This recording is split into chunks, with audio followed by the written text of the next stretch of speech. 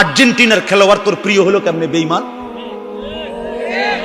এই মুসলমানের বাচ্চা বল বেটা, এখন দাঁড়ায় বল বেটা, কোন কাফের বেঈমান, কোন খ্রিস্টানের বাচ্চা, কোন ইহুদি, তুই মুসলমানের ঘরে জন্ম নিয়া তোর রক্তে মুসলমান মার রক্ত, তুই কেমনে ওই বেঈমানের মতো সাজলি?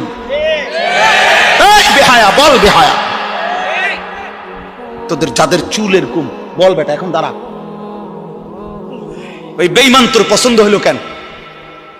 তোর রক্ত ইসলাম নাই বেটা, তোর মা মুসলমান না, তোর বাপ মুসলমান না বেটা, তোর দাদা দাদি মুসলমান না, ওরা সব বোকা, তুই চালাক হয়ে গেছ বেটা,